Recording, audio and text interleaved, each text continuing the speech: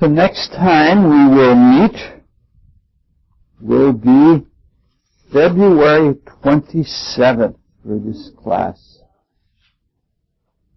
If I still have a voice left at that time. All right, we are on page 80, Act 3, Scene 5. I'll start out as Juliet and pass it over to Jerry. Uh-oh.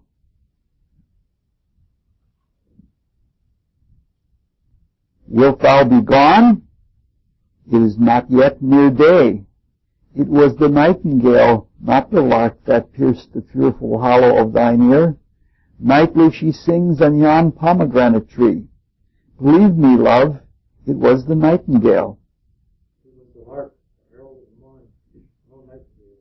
Look, love, look in the streets through late December clouds down the east. Nice candles that burnt out in golden days. Hands to float on a misty mountain top. I must be gone and live or stay and die. Yon light is not daylight. I know it, hard.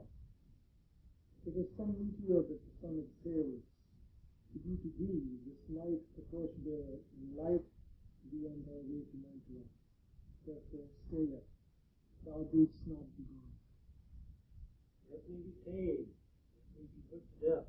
I am content with how the past. God's ray is not the morning's eye, but the pale reflex of Cynthia's brow. That is not the lark, floats to beat the bulky heaven so high above our heads. More care to stay than will to go. Come death and welcome, truly and true. How is it, my soul? Talk, it is not day. It is. High, hence, be gone away. It is the lark that sings so out of tune. Strange heart, discord and unclean sharks. Some say the lark makes sweet division. This doth not so. She divided us. Some say the lark and rose told change eyes. Oh, now I would that they had changed voices too. Since arm from arm that voice doth us pray. Hunting me hence would hunt us to the day. Oh, now be gone. More light and light grows. More light and light, more dark and darker are wolves. Madame. Your lady mother is coming to your chamber. Therefore, beware of the Then window let day in and let life out. Farewell, farewell. One kiss and I'll descend.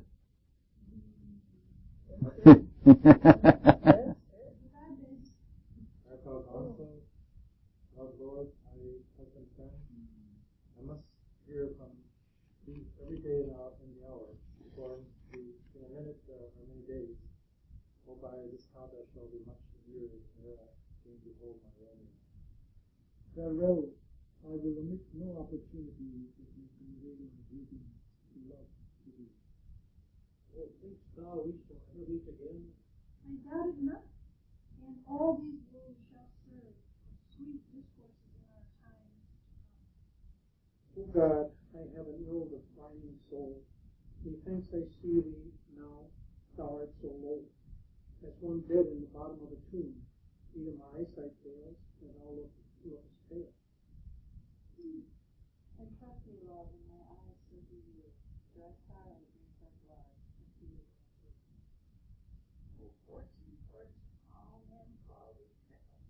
Thou art fickle, what dost thou with him? And is now so fate, be fickle, fortune. For that I hope I will not see thee long and sad. Oh, Rosa, how you thought? Who is that called? It is my lady mother. She not down so late or up so early. What unaccustomed cause procures her here? Why, how now, Juliet? Madam, I am not well. Evermore weeping for your cousin's death, what wilt thou wash him from his grave with tears? What wilt thou wash him from his grave with tears? And if thou couldst not make him lie, therefore have done. some grief shows much of love, but much of grief shows still some more grief. Let me weep for such a feeling lost. So shall you feel the loss, but not the friend which you weep for. Feeling so the loss, I cannot choose but ever weep the friend. Well, girl, our weep is not so much for his death as that the villain lives who slaughtered him. What villain, madam? The same villain Romeo. Villain, and he be many miles from God pardon me, I do with all my heart, and yet no man likes to have grieved my heart. That is because the traitor murderer lives. I had him in reach, and I released my hands with none that I might avenge my cousin's death. We will have vengeance for it, fear thou not. Then weep no more, I will send to 190 hours, where the same banished renegade doth live. So give him such an unaccustomed grand that he shall soon keep troubled company, and then I hope thou wilt be satisfied. Indeed, I never shall be satisfied with Romeo till I behold him. Death. My poor heart so for a kinsman vexed, madam, find out what a man their poison I would temper. Romeo should, upon receipt thereof, sweet sleep and quiet. Oh, how my heart abhors to hear her name and cannot come to him. And weak the love I bore my cousin, on his body that hath sought him. Find thou the means, and I'll find such a man. Now I'll tell thee joyful tidings. And joy comes well in such a meantime. What are they, beseech your ladyship? Well, thou hast a careful father, child, one who, speaking from thy memory, hath sorted out a pleasant day of joy, that thou expectst not, nor I will find, not joy. And a happy time. What day is that? Married, my child, early next Thursday morning, the gallants, and noble gentlemen, Pansy Paris, at St. Peter's Church, shall happily make thee there a joyful bride.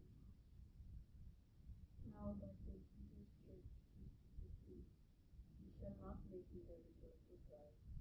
I wonder at this feast that I must wed, that he that should be mine, that should be husband comes to woo.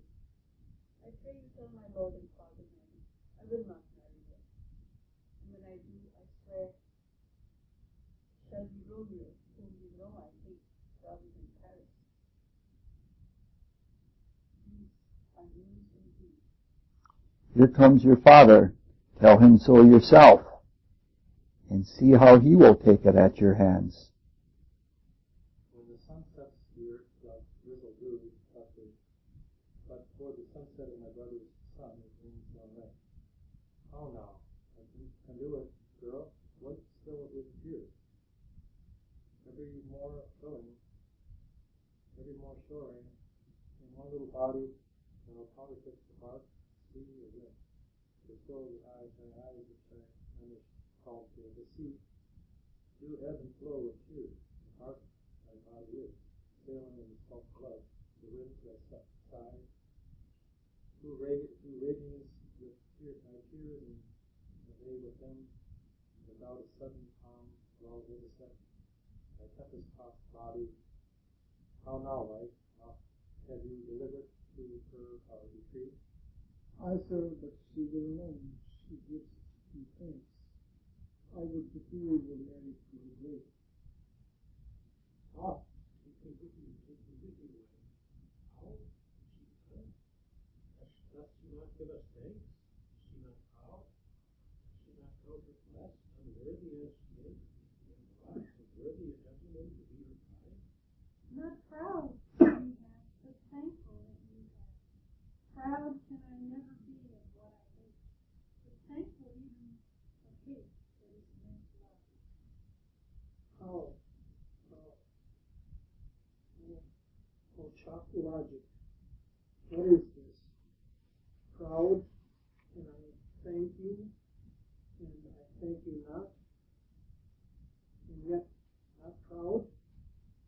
Mistress, me and thank me, no thankings, nor proud me, no prouds. settle your fine joints this Thursday next to go with Paris to St. Peter's Church. So I will drag you there on a hurdle to out your green sickness, carrying out your baggage, you tell face. Fine, fine. What are you, mad? Good father, I think you have my knees. Very patient. Hang you, young man. This is a good rich. I tell you what, get you to church on Thursday, never after looking your face. Speak love, refine love, do not answer it. I feel it. Right? You scarce thought this blessed that I would let this with this holy child. But now I see this one is one too much, and that you have a curse of having it, and on the building. God in heaven bless her. You are to blame, my Lord, to raise her so. And why, my Lady Wisdom, hold you your tongue? Good Prudence, smatter with your gossips. Go. I speak no truth. Oh God, I got in. May not let us speak. Peace, you mumbling fool. Utter your gravity or a gossip's bowl, for here we need it not. You are too high. God's bread, it makes me mad. Day, night, hour, tide, time, work, play. Alone, in company, still my care has been to have a match. And having now provided a gentleman's noble parentage of fair domestic, what is that? Okay. Youthful and nobly trained, stuffed, as they say, with honorable parts. Proportion is one thought would wish a man, and then to have a wretched puling fool, a whining mammoth, and a fortune tender, to answer, I'll not wed, I can't love, I am too young, I pray you pardon me. But, and you will not wed, I'll pardon you. Grave where you will, you shall not house with me. Look to it, think on it, I do not use to jest. Thursday is near, lay hand on heart, advise, and you be mine, I'll give you to my friend. And you be not hang, beg, starve, die in the street, for by my soul I'll never acknowledge thee, nor what is mine shall never do thee good. Trust it. Bethink you, I'll not be forseen. Is there no pity sitting in clouds that feed into the mile of my grief? Oh, sweet heart that casts me not away, lay this marriage for a month, please, we do not make the bridal day. In that dim monument with happy life. Look up to me that you always speak the word. Truth, as I will, for I have done with it. Oh God, oh Lord, how shall this be prevented? My husband is on earth, my faith in heaven. How shall that faith return again to heaven, unless that husband sendeth me from heaven by leaving earth? Comfort me, counsel me. Alack, alack, that heaven should practice stratagem upon so soft a subject as myself. What sayest thou? Hast thou not a word of joy, some comfortness? Faith, here it is. Romeo is banished, and all the world to nothing, that he dares ne'er come back to challenge you, or if he do, it needs must be by stealth. Then since the case stands as now it doth, I think it best you married with the county. And he's a lovely gentleman. Romeo is a dishclout to him. An eagle, madam, hath not so green, so quick, so fair an eye as Paris hath. Beshrew my very heart, I think you are happy in this second match, for it excels your first. Or if it did not, your first is dead, or 'twere as good as he were, as living here, and you no use of him. Speak thou from thy heart. Speak thou from thy heart. And from my soul too, as beshrewed them both. Good. What? Well, thou hast comforted me marvelous much. Go in and tell my lady I am gone, having displeased my father to once sell, to make confession and to be absolved. Marry, I will, and this is wisely done. And to damnation, oh, with it, it is thus forsworn, or he was displayed, my Lord, with accents tongue, which he hath praised in his book, there, 7,000 pounds. O come, thou my bosom, and for some plain, I'll do the friar to know his remedy, all else fail myself, power down. Well, we all know about larks and nightingales. Usually a person is one or the other. I'm definitely a nightingale. I love to sing in the night. And since I've been retired, it's an ongoing struggle to keep from staying up every night until 3 in the morning. I don't know the astrology of it. I've never been able to pin it down. I've tried to take the time to do so, but the only thing I've found so far is that people who have the sun well below the horizon are much more likely to be nightingales than they are larks. There's a whole astrology that's based on diurnal and nocturnal positions of the sun and other planets. It's a very thorough astrology. The only part that's left of it is Mercury rising before or after the sun. And that's something I wanted to look into, but unfortunately haven't been able to. Romeo is eager to go, but I think his motivation is healthy. Men are usually eager to be gone the morning after, and sometimes 5 minutes after. They don't know how to deal with intimacy, and when there isn't all of the pressure of the sexual drive and there's nothing but open intimacy, most men have a hard time of it. I don't think that's the case with Romeo. I think he's just aware that if he doesn't leave and leave soon, he's about to die. In general, Romeo seems much more astute and bright in this scene than in the earlier scenes. He seems to be growing, and he seems pretty sharp. There are some people that if you approach them directly with a proposition, and the more direct you are, the more they will respond this way. They're contrary, and they dig in their heels. Juliet appears to be just that kind of an individual. Romeo says he's got to go, it's sunrise, and she's saying, no, it's still night yet. Romeo is so astute that he picks up on this really quickly, and within 3 speeches, he shifts the other side and gives her way, gives her what she wants. I'll stay if you want me to. And she immediately flip-flops and goes to the other side and tries to push him off. So he picked up pretty quickly that she is one that can be maneuvered by what in common parlance is called reverse psychology. There's something pretty important on page 82, line 54.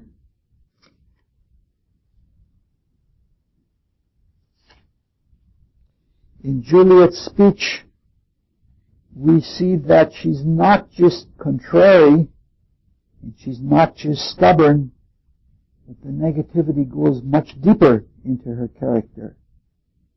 She has, and she knows about it, and can even give voice to it. She has a fearful negative clairvoyance. She has a negative psychology that causes her to withdraw. And when she withdraws from things that she doesn't like, she withdraws so much that she loosens the connection between the inner vehicles and the outer. And that makes one sensitive. So she is something like a involuntary or negative clairvoyant. In that respect, maybe not as much, she's something like Jean Dixon. Jean Dixon, who was famous for the Kennedy prediction and other predictions, had an irrational fear about Russians. And she had that same kind of negative psychology. If you look at her predictions, her negative predictions were frequently accurate. But her batting average as far as positive predictions wasn't so good at all. So here we have Juliet already seeing Romeo in the tomb. On the part of Shakespeare, to do this shows a great deal of confidence. And shows that he has mastered the art of tragedy.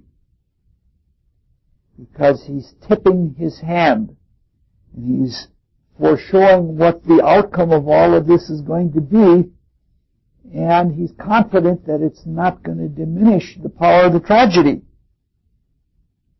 Sophocles, in Oedipus Rex, which we read a few years ago in one of the mythology things, does this not only once, he does it several times during the course of the play.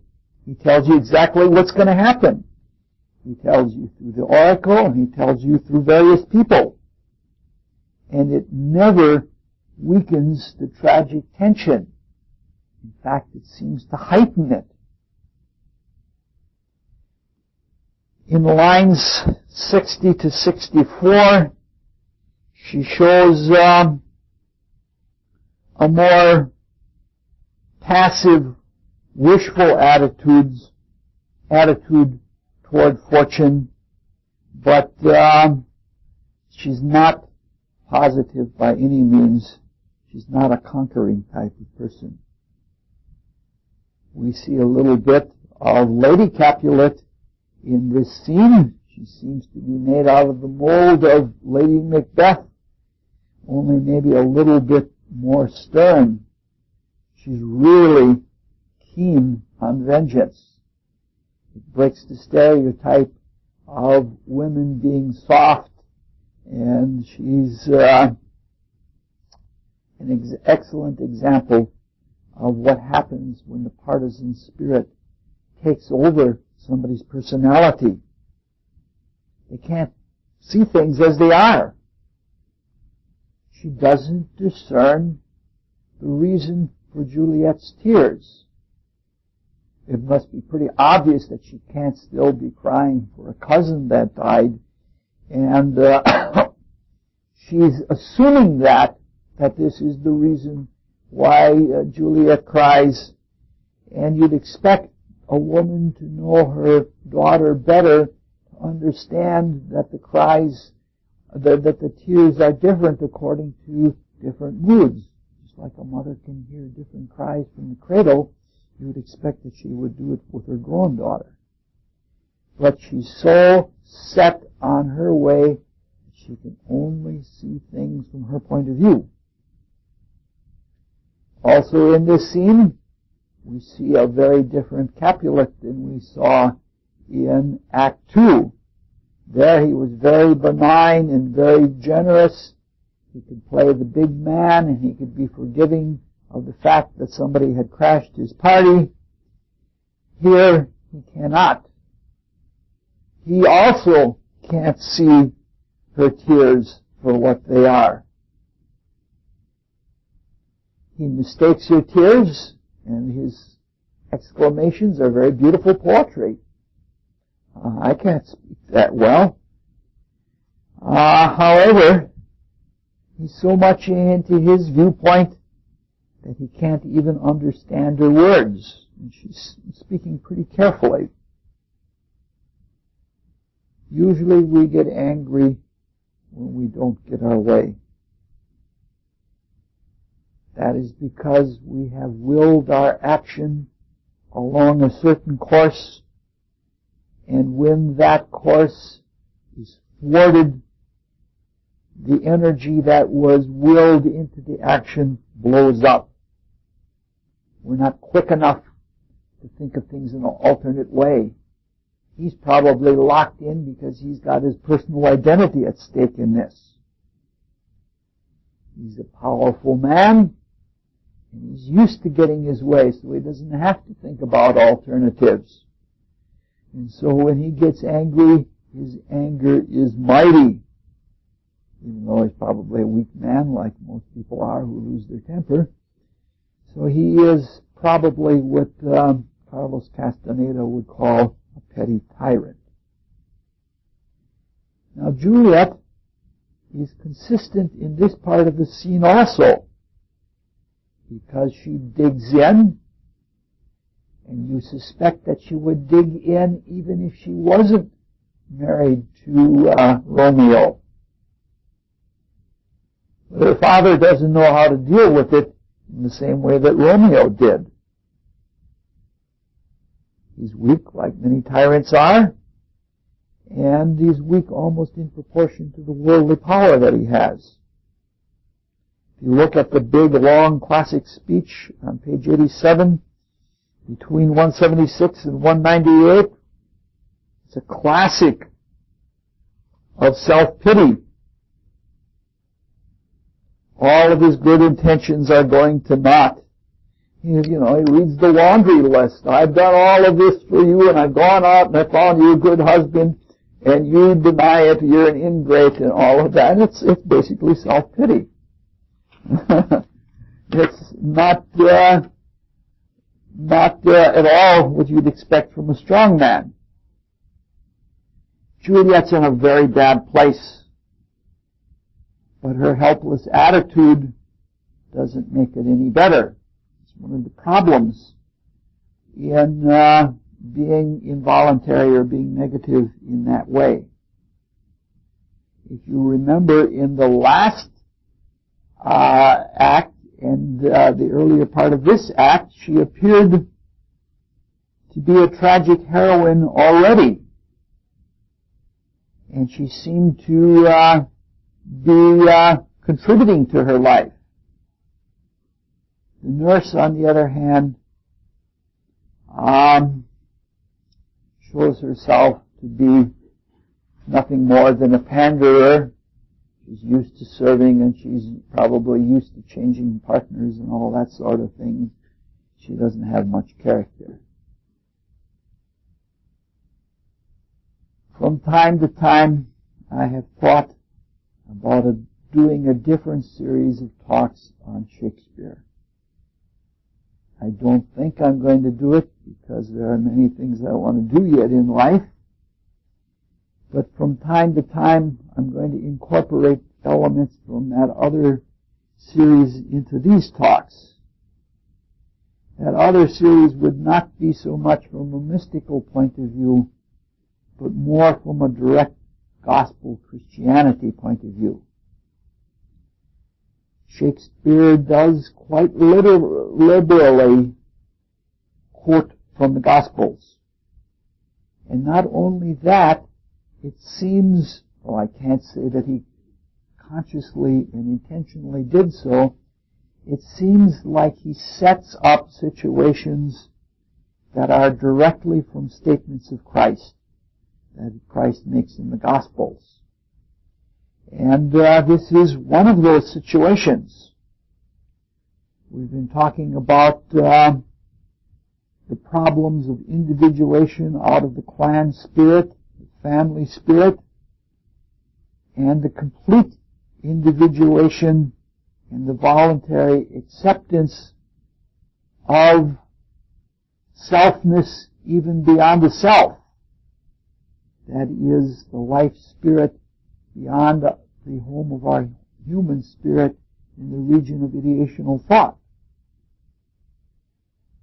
That's what is represented by Christ when Christ is speaking. When he says the I ams, he's saying things of that nature. One stage of that whole process of coming out of family and into becoming an individual and then transcending that into the realm of altruism, Christ says, a man shall leave his father and mother and cleave to his wife. Another stage is even when the husband must leave all behind even wife and everyone else to follow Christ. So much that's if Christ says if he will be my follower.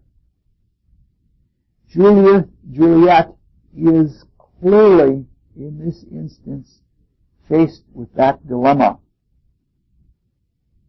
She has to leave everything of family behind. She must leave her father, her mother, all the comfort, and even their love she has to leave behind.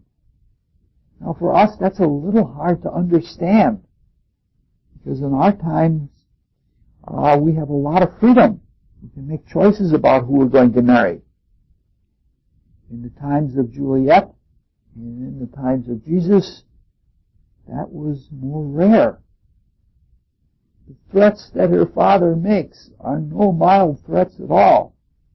Disinheritance, he won't recognize her, and she's being completely disavowed, and he doesn't care if she dies in the street. He wouldn't give her any food to live by. Those are really real threats. And so, in order to take that stage of individuation, that moves her out of family, and that moves her out of all of that vengeance and all of that, it requires a good deal of courage. We don't know yet what kind of courage she has. We know that she has stubbornness, and we know that from the earlier scenes that she's willing to face her right destiny. So this appears to be a tragic trial, and it appears to be a classic trial, at least as it is portrayed in Christianity. All right, let's read the first scene of Act 4. Believe it or not, we're going to get all the way through Act 4 tonight. Let's see, Tim is up, right?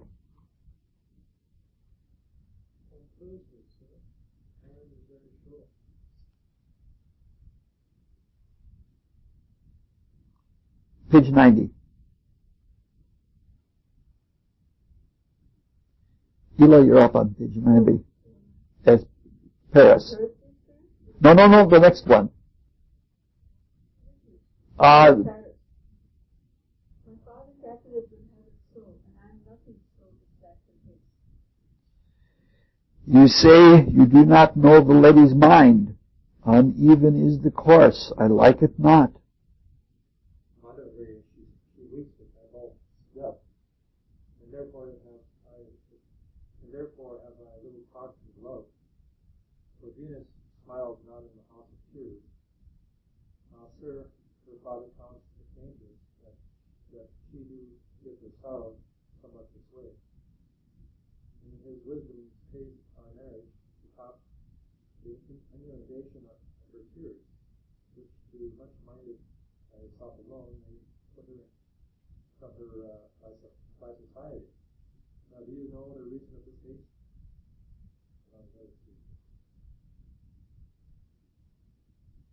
Sure, you're up. Go. The last speech on page 90.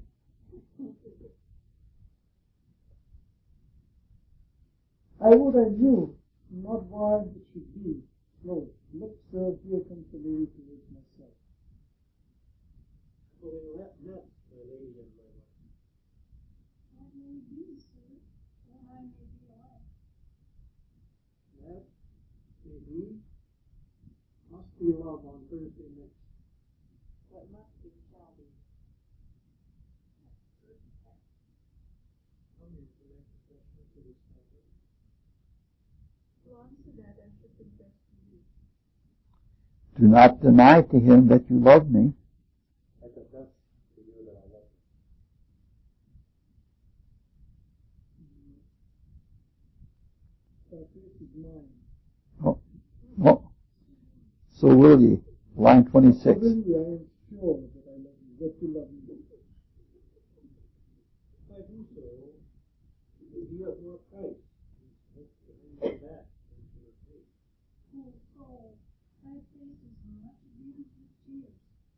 The tears of God's small victory by that for was bad enough before there's fight.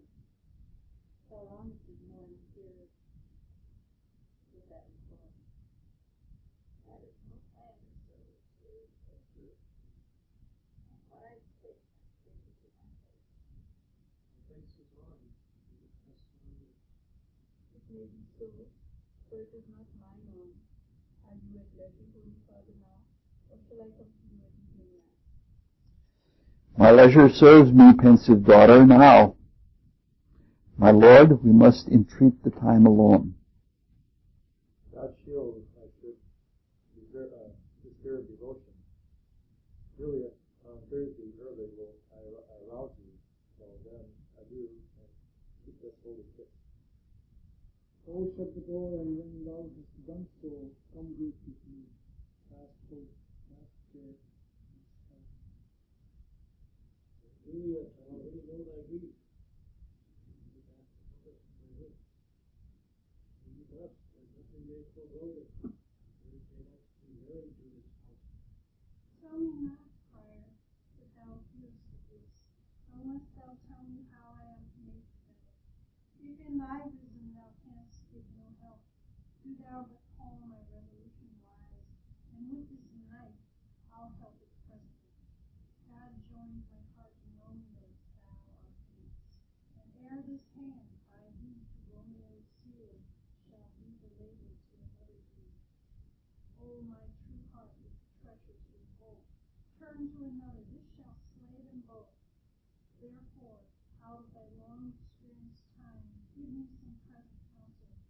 For behold, twixt my extremes in me this bloody knife shall play the umpire, arbitrating that which the commission of their years and art could to no issue of true honor bring.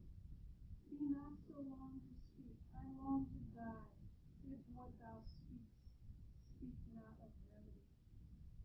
Oh, daughter, I do spy a kind of hope which craves as desperate execution as that is desperate which we would prevent. If rather than to marry county Paris, thou hast the strength of will to slay thyself, then it is likely thou wilt undertake a thing like death to chide away this shame. It costs but death to escape from it, and if thou dares, how did we remedy? Oh, bid me leave rather than marry Paris, and off the battlements of any tower, or walk in thievish ways, or bid me alert with serpent eye, chain me with roaring bears, or hide me night in infernal house, or covered fight with dead men's rattling bones, with reeky shanks, and yelled chaplain's soul, or bid me go into a new man's grave, and hide me with a dead man in a shroud. Things that, to hear them told, have made me tremble, and I will do it without fear or doubt, so that an unstained wife might see love. Behold, the marriage is kept, Mary Paris, Wednesday is tomorrow. Tomorrow night, Koepsel shall lie alone, that afternoon's Iris is my chamber. If thou dost file, be then in bed, and filling with the drink thou on. Presently, through all writing, shall have full the girls in peace, and the whole house of your youth shall keep its native progress, but succeed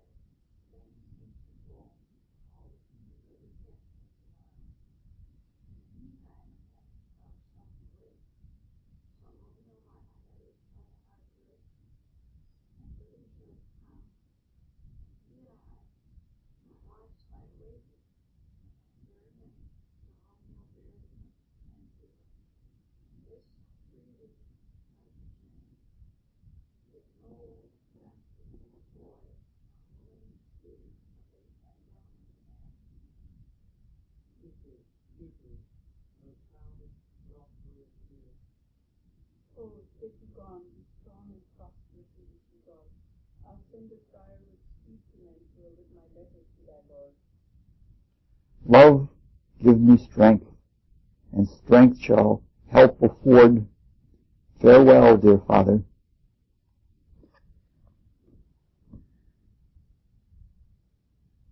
There is something in this scene that has been present in the scenes right before it, and that it's worthy of a little bit of comment.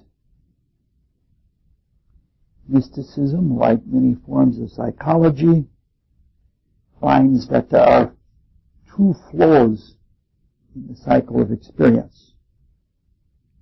And that cycle with its two flows is universal, from the smallest microcosm to the general macrocosm. In humans, one flow works outward from the spirit to external objects. It works out through thought, motivation, action, and objective experience. After the interaction with the external object, the other flow proceeds the other direction through perception, impression, memory, rethinking. Depth psychologists such as Jung find that some people favor extroversion or introversion to objects or from objects, while others favor the other. Sometimes it becomes habitual, and the character becomes frozen. One becomes an introvert or an extrovert, a fixed type, and they begin to identify with the process of extroversion and its relation to an object or to a subject. In order for experience to be complete and accurate, both flows have to be fully satisfied, and they have to be balanced, and they have to be free from personal taint.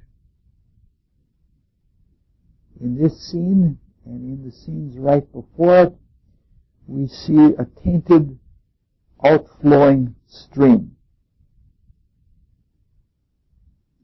Creativity and changing and manipulating the world are fine assertions of externalization.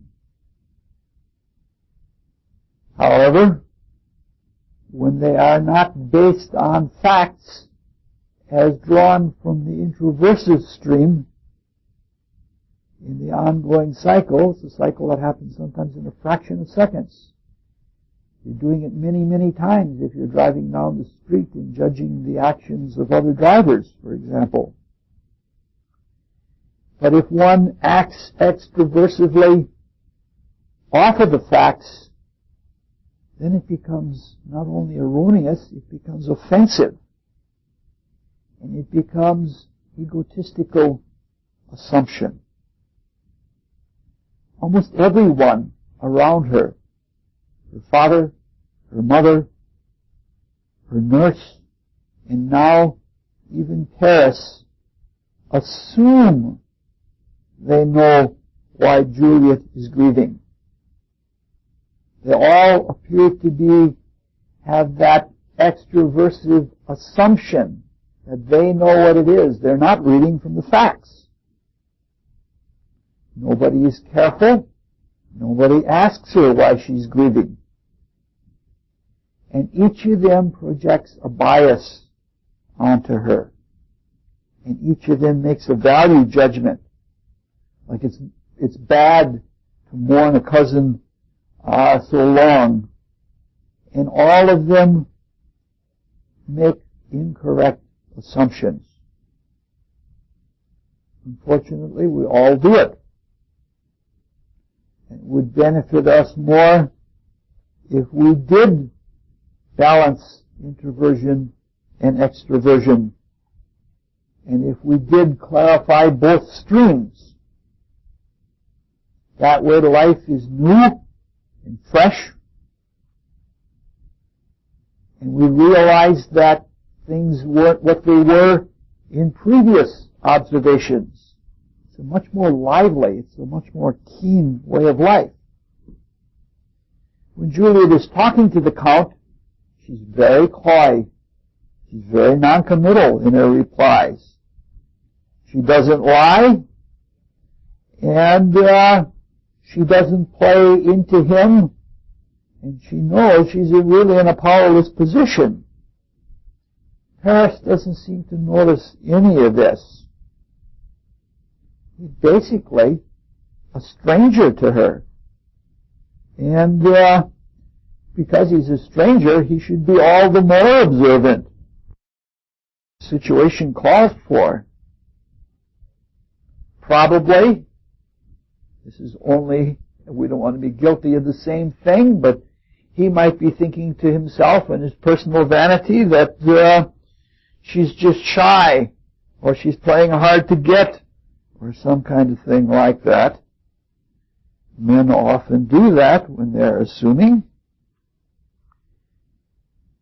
I'm not trying to say that any of us aren't guilty of this. I'm trying to say this so that we can be more attentive to it and correct it in our own lives.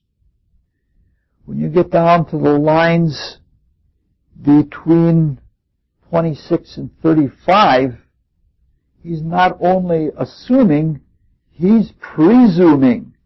He thinks he owns her already, and he thinks he can do with her whatever he would like to do because she is his property. Juliet is showing somewhat how she is like Romeo. In the speech beginning at line 50, she's like Romeo in that neither of them are really strong in faith or positivity. And they're not creative in difficult, desperate situations. Both seem in their characters to be likely to suffer pain and despair, and both are perfectly willing at one time or another to commit suicide rather than come up with a positive solution. Love is beginning to bring them out of their own personal, petty little worlds, but each one knows what he or she wants, and if that isn't possible, they would prefer death. And that's the stance that they both have. Now that is psychological. It seems to go along a line of thinking, this suffering in the face of my desire is unbearable. I don't deserve this suffering. I will not bear the ignominy of denial and suffering. I would rather die than do so, even by my own hand, if that has to be the case. Obviously, acceptance and humility are called for, but they're not too keen on acceptance. They would just as soon take an easy way out, even if that means death. Then in that lovely speech that Roz got to read, we see a further development of the character of Juliet. Earlier we saw by her own word that she is an involuntary or negative clairvoyant, at least to some small degree. Earlier we noted that she was extremely receptive and sensitive, and that was coupled together with irrational fear or some other kind of negative attitude that are common to that kind of clairvoyance. In this speech, we see another part of it. She has an extremely active imagination. And that imagination is out of control. She really builds up a head of steam.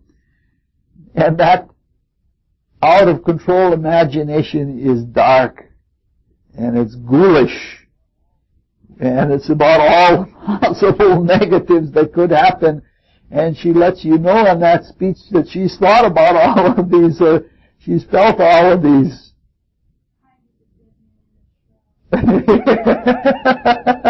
Yeah, it's a tough one.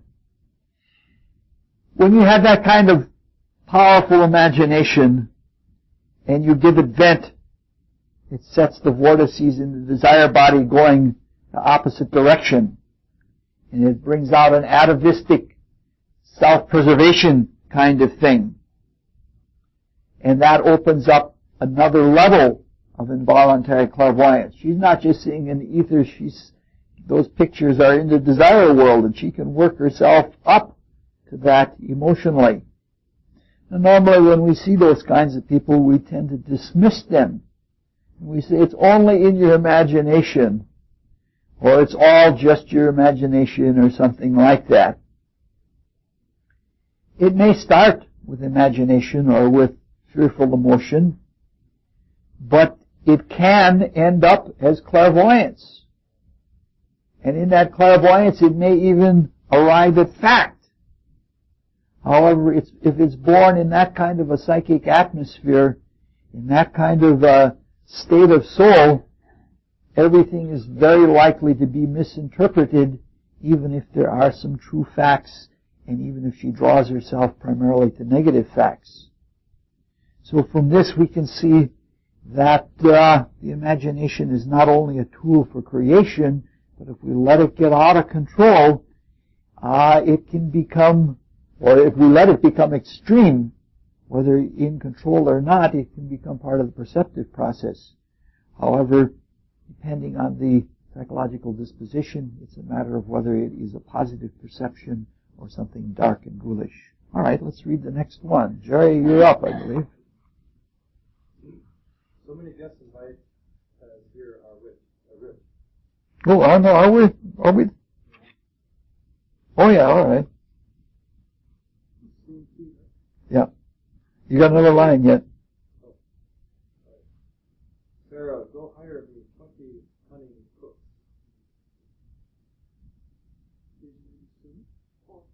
4. You shall have none closer, for I try, they can lick their fingers. Koepsel, try them so. Marry, sir, 'tis an ill cook that cannot lick his own fingers. Therefore, he that cannot lick his fingers goes not with me. Go, be gone. We shall be much unfurnished for this time. What is my daughter gone to prior moments?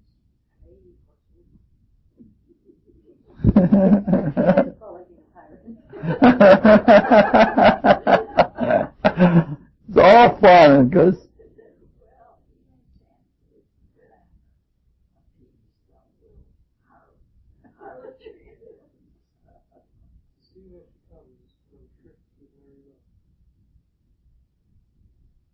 Oh no, my headstrong, where have you been getting? where I have learnt me to repent the sin of disobedient opposition to you and your behests, and am enjoined by Holy Lawrence to fall prostrate here. Yeah, to beg your pardon. Pardon, I beseech you. Henceforth, I am ever ruled by you. Send for the county. We'll tell him of this. I'll have this knot yet up tomorrow morning. I met the youthful Lord of Lawrence's cell and gave him what becomes love by night, not stepping over the bounds of modesty. I'm glad of it. Well, and up, as it should be. Let me see the county. There I go, I say, and fetch him hither. Now, before God, this reverend holy friar, all our holy city is much bound to him. Nurse, will you go with me into my closet to help me sort such tasteful ornaments as you think fit to furnish me tomorrow? No, not till Thursday. There's time enough. Go, nurse, go with her. We'll to church tomorrow. We shall be sharp in our provision. Is now near night. Yes, I will stir that, and all things shall be well. I warn you. Go down to Juliet. I'll to back up her. I'll not pray tonight. Let me alone. I'll play the housewife for this once. What from it? They are all poor. Well, I will walk myself into Paris. Prepare a penny against tomorrow. My heart is wondrous one, since this same wayward girl is so defiant. Well, Juliet is on to him. She understands their assuming attitudes, and even she's on to them even though they don't take the time to know her. She operates in a way similar to the way she did with Paris. She doesn't lie. She tells the truth in such a way that others will assume what they want to assume.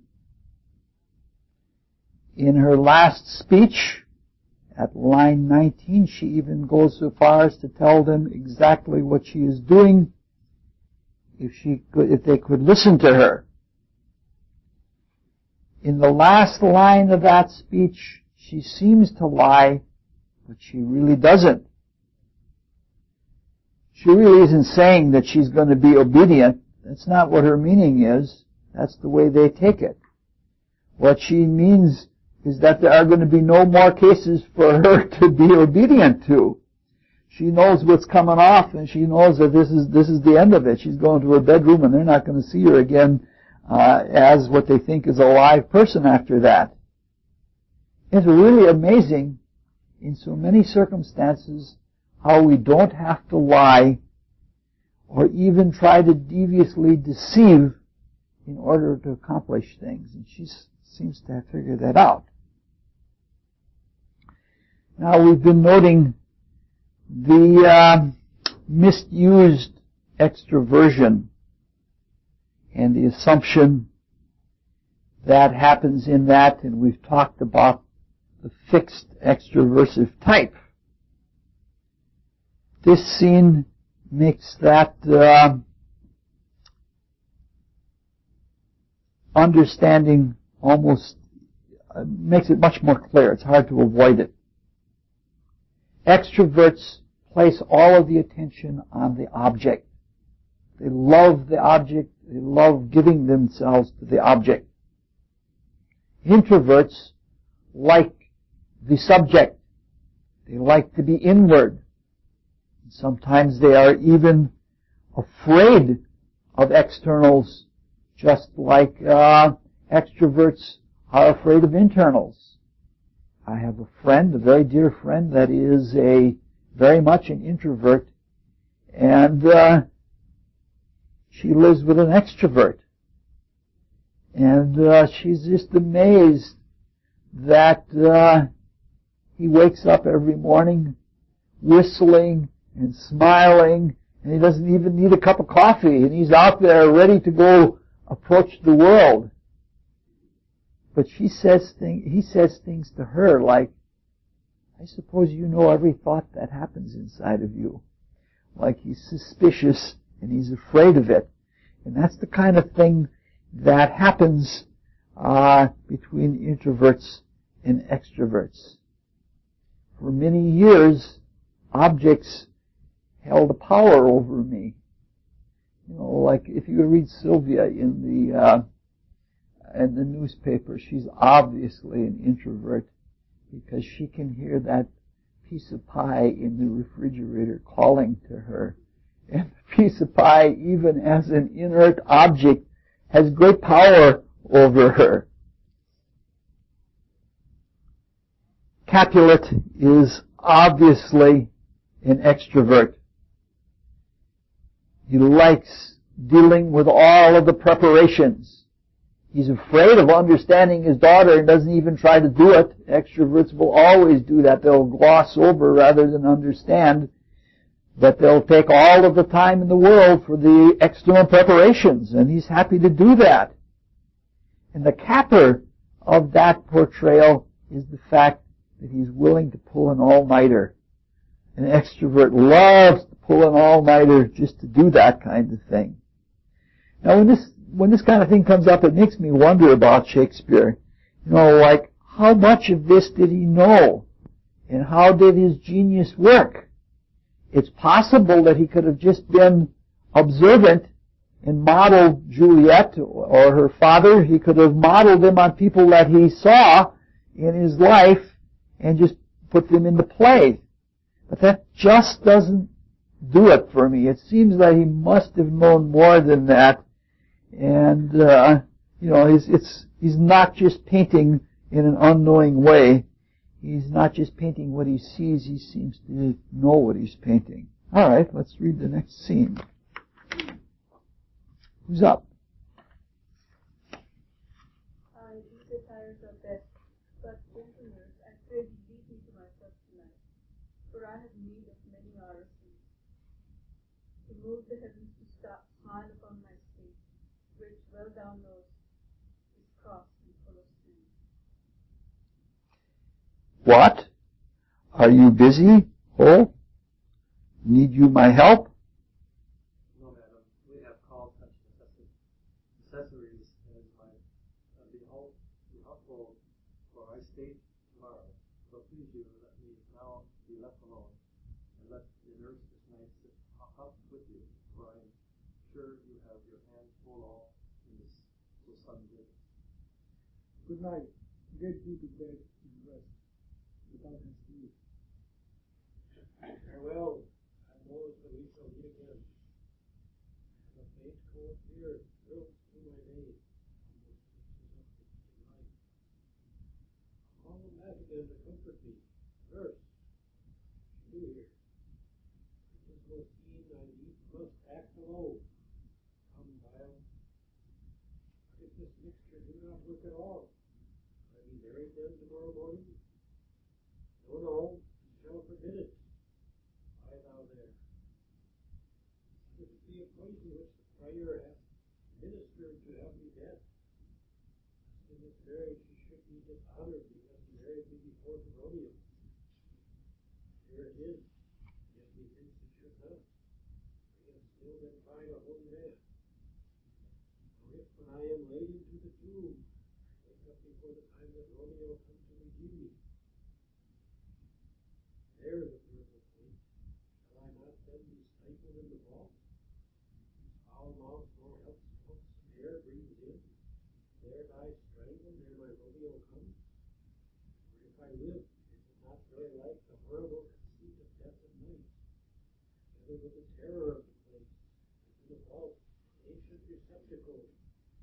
For this many hundred years the bones of all my buried ancestors are packed.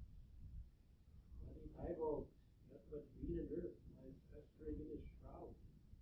For as they say, at some hours in the night spirits resort. Alack, did not like that I, so early waking, but with loathsome smells and shrieks like mandrakes torn out of the earth, and the living mortals hear them run mad. Oh, if I wake, shall I not be distraught? Myron with all these hideous mirrors, madly play with my forefather's joints? Pluck the mangled table from his shroud, and in this maze with some great kinsman cold, with a club dash out my desperate brains? Oh, look, I think I see my cousin close, seeking out Romeo, and slay his body. Or spit his body about a rapier's point. Stay, devil, stay, Romeo, Romeo, Romeo, I drink to thee. Mandrake is... Yeah. Yes. They have a shape that they have rootlets that come out like arms, and they split at the bottom like legs, and they're like they look like a human form except for the head, and that's where the plant comes out. And they have a lot of resin in them, so that if you pull them out of the ground you're supposed to even be able to hear the sound. And the belief was that the sound was so terrible that nobody could pull a mandrake out by the roots and live, because they would, some kind of a hypersound or something like that would kill them. Obviously, that's not the big thing of the speech, but it is Julia's speech that is the only part of the scene that is interesting. And it very much helps us to clarify and round out the character of Juliet in the way that we've been looking at it. It's not the only way that it can be looked at, but since this is a course on mysticism, we want to see how psychology and psychic phenomena and things like that work together. Earlier we noted that she was sensitive, and we speculated that it was probably due to withdrawal and detachment, which done loosened the connection between the physical and etheric bodies. That's fairly common, and you find that a lot in involuntary clairvoyance. And in the last scene, we looked at her excitable emotionality and its relation to the dark imagination and the relation of all of them to involuntary clairvoyance in the desire world. Now, all of this, in a way, is backsliding. At our stage of development, we are all inconstant. We make progress and we backslide. Eventually, if we stay at it a long time, we do become firm and resolute in some parts of our character, but very few are generally adamantine, and the ones that are so are probably initiates and probably more like God humans than mere humans like us. The reason why she has backslid, probably, is she's backslid away from where she was in Act 3, one act ago. At that time, she had a very difficult decision to make, and she had to work out the consequences of that decision. She saw destiny come ripe, and she saw the destiny that could come out of her decision. And she accepted them, and she grew through them, even though she did have some doubts at that time. Since that act, she has consummated her love with Romeo in their first act of union. There's an attachment now. There's a bonding that has taken place now. And especially, she's aware now of how much she has to lose. And it isn't her position in her family that she has to lose. It's Romeo that she has to lose. She really doesn't care that much about wealth or social standing or anything like that.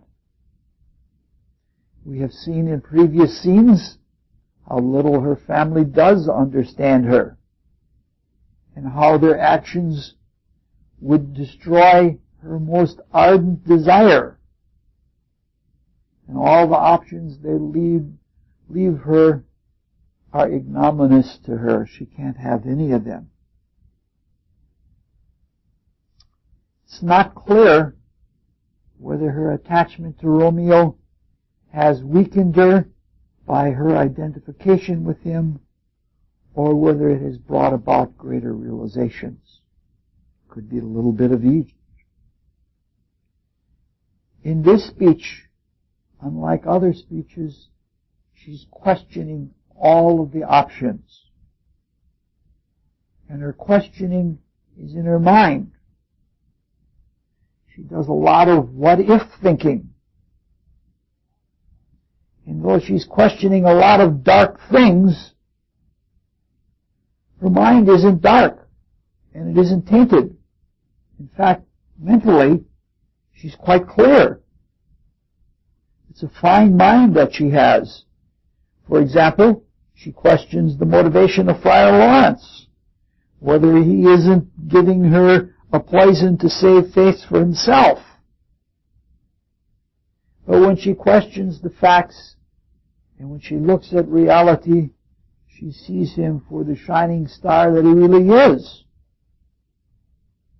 Every question she asks is feasible.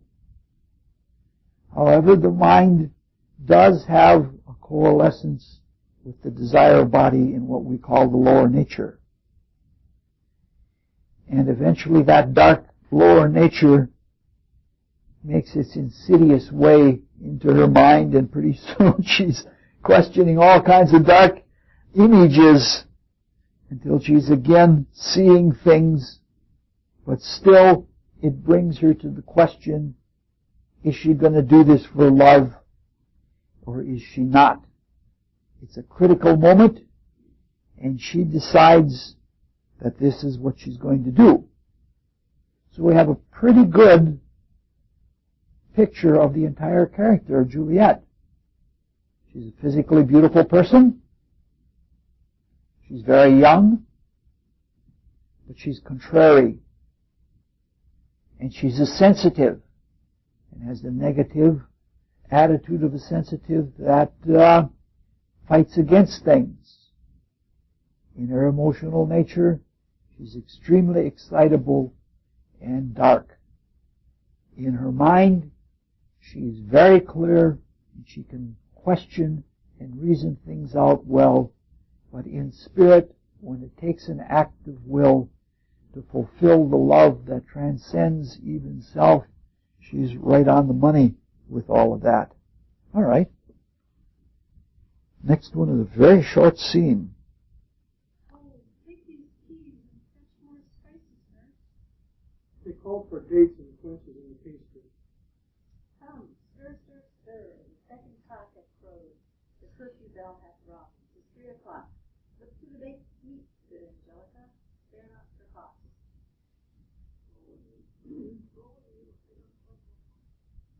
Hot Queen.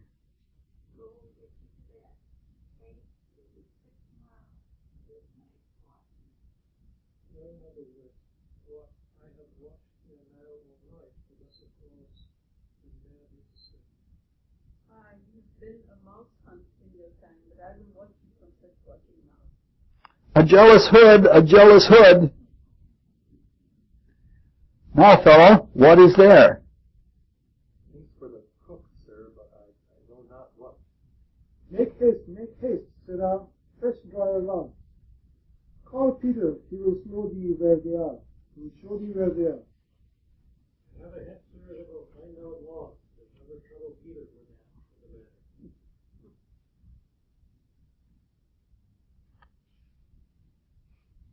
Mass, and well said. A merry whoresome, ha! Thou shalt be loggerhead. Good faith, 'tis day that county will be here with music straight, for so he said he would. I hear him near. Nurse, wife, what ho? What, nurse? I say. Go waken Julia. Go and trim her up. I'll go and chat with Paris. Hi, make haste. Make haste. The bridegroom he is come already. Make haste, I say. Not much that takes place in this scene. We see again Capulet reveling in the control of objects, moving things around outside of himself, and not much more than that, so let's just go on to the next scene. Jerry, you're up. Mistress. What mistress? Julia. Fast. A warrant for she. Why lamb? Why lady. Why, you so good. Why love. I say madam. Sweetheart. Why bride? What, not a word? You take your pennies first? Now. Sleep for a week. For the next night I warrant that county Paris hath set up his rest, that you shall rest but little. God forgive me. Marry and amen. How sound is she asleep? My needs must wake her. Madam, madam, madam. I let the pony take you in your bed. We'll fight you up, I am afraid. Will it not be? What breast and in your clothes and down again? I must needs wake you. Please, please, please. Alas, alas. Help, help. My lady's dead. Oh, were a day that I was ever born. Some aquavit. Oh, my lord. My lady. What noise is here? Oh, lamentable day. What is the matter? Look, look, oh heavy day. O me, O me, my child, my only life. Revive, look up, or I will die with thee. Help, help, call help. For shame, bring Juliet forth, for Lord is come. She is dead. See, she is dead. Alack the day. Alack the day. She's dead, she's dead, she's dead. Let me see her. Oh, the lash. She's cold. Her blood is settled and her joints are stiff. Life and these lips have long been separated. Death lies on her like an untimely frost upon the sweetest flower of all youth. Oh, lamentable day. Oh, woeful time. Death that has taken and to make me wail. I love my son and do not let him speak. Come, is the bride ready to go to church? Ready to go, never to return. O son, the night before thy wedding day hath death lain with thy wife. There she lies, flower as she was, deflowered by him. Death is my son-in-law, death is my heir. My daughter he hath wedded, I will die and leave them all. Life, living, all is death.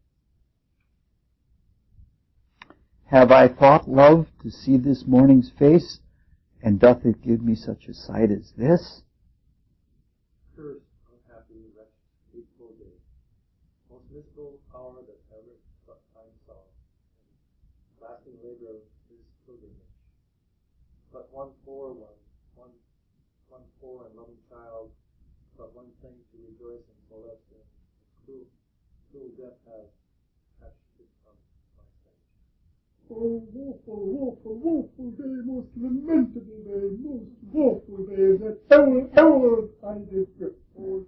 Oh day, oh day, oh day, oh hateful day, never was seen so black a day as this. Oh, woeful day, woeful day. This day. Beguiled, divorced, wronged, slighted, slain. Most detestable death by thee beguiled. Thy cruel, cruel, be not quite overthrown. O love, O life, and love in death. Despised, distressed, hated, martyred, killed. Uncomfortable time. Why camest thou now to murder our solemnity? O child, my soul and not my child. Dead art thou, alas, my child is dead, and with my child my joys are buried. Peace, hope, for shame. Confusion's cure lives not in these confusions. Heaven and yourself had a part in this fair maid. Now heaven hath all, and all the better is for the maid. Your part in her you could not keep from death, but heaven keeps its part in eternal life. The most you sought was her promotion, but 'twas your heaven she should be advanced. And weeping now, seeing she is advanced above the clouds as high as heaven itself. Oh, in this love, you love your child so ill that you run mad, seeing that she is well. She's not well married that lives married long, but she's best married that dies young married. Dry up your tears and stick your rosemary on this fair best array there at the church. For though upon nature bids us all lament, yet nature's tears are reason's merriment. All things that we ordain festival turns in their office to reflect funeral. Our instruments to melancholy bells, our wedding cheer to a sad royalty. Our solemn hymns to solemn religious change. Our bridal flowers serve for very course, and all things change them to the contrary. Sir, go ye in, and Madam go with him, and go, Sir Paris.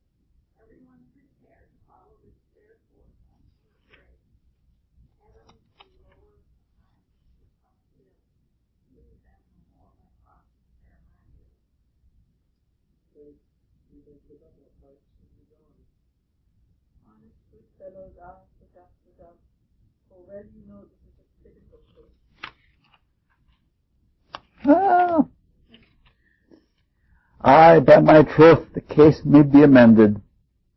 Musicians, oh musicians, heartsease, oh, and you will have me live playing heartsease.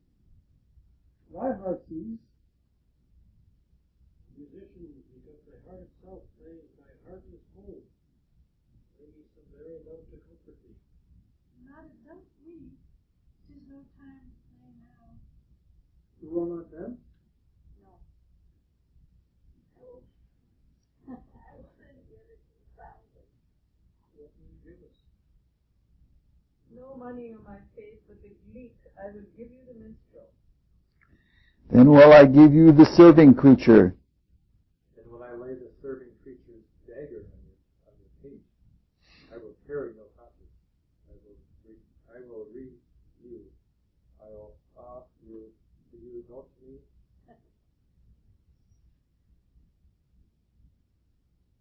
And you ray us and pass, you know that. This would be fun. Mark, you're up. Mark, you're up. Pray. No, you're not. Oh, you're the one. No, it went from Jerry. It was supposed to go to Shard, and she read in Shard's place. Jerry, I thought it was him. No, it was Tim. Oh, okay. Put you up your dagger, and put out your wit. Then have at you with my wit.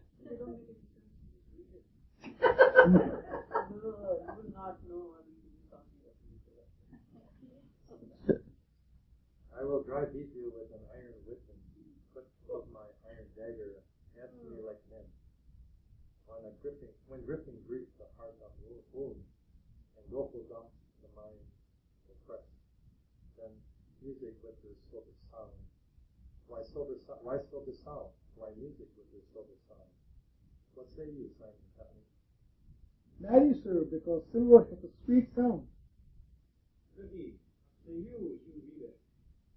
I say silver sound, because musicians sound for silver. Pretty, too.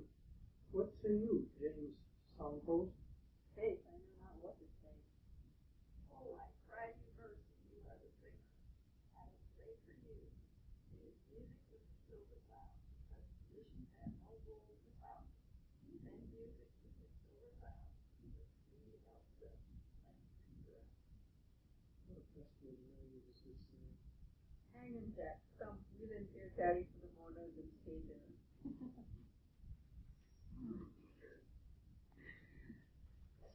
Well,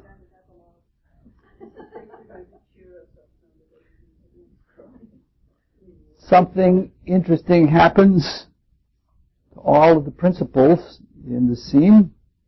That is the nurse, Lord and Lady Capulet, and even to some extent with the Count. It's a simple thing, but it's worth some little bit of thought. And that is repetition. Everybody uses repetition quite a bit in this scene. However, each seems to use it in a different way. In ancient scriptures and ancient rites, repetition was used liberally. chanted repetitions had great sound power, and people becoming accustomed to them were very much moved. But none of that is happening here. Something else is happening here. In the nurse's speech, at line 49, there is the most repetition. And she even passes it on to Lady Capulet. In her case, it seems like she needs to emphasize. And repetition surely does that. It emphasizes. She would probably like to have better words, but lacking better words with a small vocabulary, all she does is repeat again and again. Lady Capulet uses repetition with mounting emphasis. She repeats something over and over and over, gets stronger as she goes up, ending with an exclamation point. It's almost as though she's building up to the recognition of the reality of things. You know, like first something is true and then you realize more of how true it is and more, and she's building up in that way.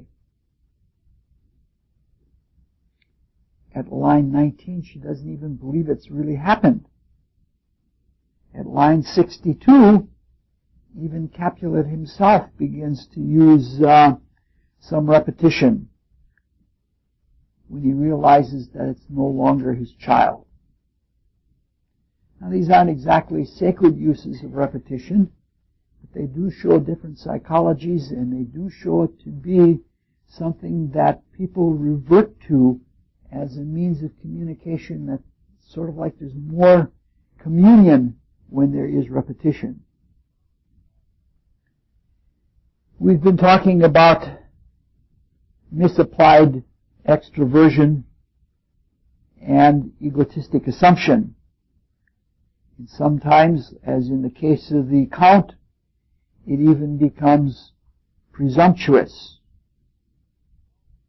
In this scene, all of these things of extroversion and the attitude surrounding it are carried a little further. You're going to be the Song Fest on Sunday?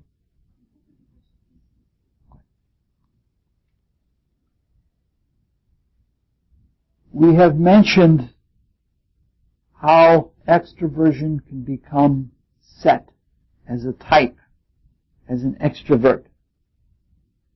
And we've mentioned that it applies itself to external objects and tries to give itself to them in a way that's almost like idolatry. In this scene, it's carried so far that things that are not objects are objectified. Both Capulet, mostly Capulet, and Paris refer to death as an anthropomorphic being, as somebody they could almost touch. Now, a lot of seers and scriptures talk about an angel of death, and some mythologies have gods of death, such as Osiris or Yum, but none of them see death itself as capable of theft or matrimony or vengeance or any of the things that are ascribed to it as a being in this scene. It's as if they can't understand anything that isn't concrete and anything that isn't external. They're afraid of it, and their extroversion has progressed so far that they have to treat it as a thing. We see there's a really strong, in this scene, a really strong character affinity between Capulet and Paris. They both take the apparent death of Juliet as a personal affront. And it's a personal affront that they would avenge if they could do it. And it's that kind of personal, assertive extroversion that probably got them to places of power and will keep them in power as they apply it.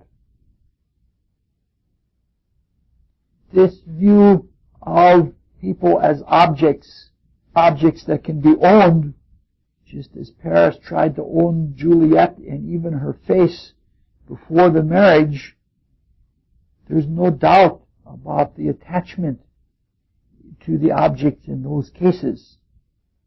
And then we can see that there is very much a possessive side to extroversion.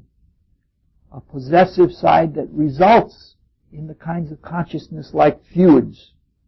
We even hear it in our own times. We hear the statement, he's taken care of his own, meaning to say he owns those and they are his property. The antidote comes from the friar. He makes no bones from the very outset of his speech that they have a confused notion and it's going to get them nowhere. And he immediately turns all of the consciousness inward. He turns it to a life that was for a while in the body, and that life belonged to the Spirit, and the Spirit was heaven's, where it was, where it must return, and where it really is. And he even goes so far as to be very positive in his introversion by saying that this is an advancement. It's more of an advancement than if she had gotten material property. Now there are some things which several of you have commented on that I don't understand in this scene. And one of them is, what is the purpose of the musicians? It can't be comic relief because the audience knows that Juliet isn't dead. And it can't be for those few obscure, droll little puns, which are certainly not Shakespeare's best. And it isn't a matter of fact that the play is too short and it needs some filler, because it's plenty long enough. And there's nothing in it that develops any character, or nothing in it that develops the plot in any way. It's one of those things again, when I come up against an unknown, my character comes out and I become suspicious and I begin to think there must be something secret hidden in there that I just can't figure out. A lot of writers on mysticism and Shakespeare have claimed that sort of thing, that when there's a lot of humbug, that's where you really have to look, because that's where things are encoded. It's using a spoonful of sugar to help the medicine go down. Yep.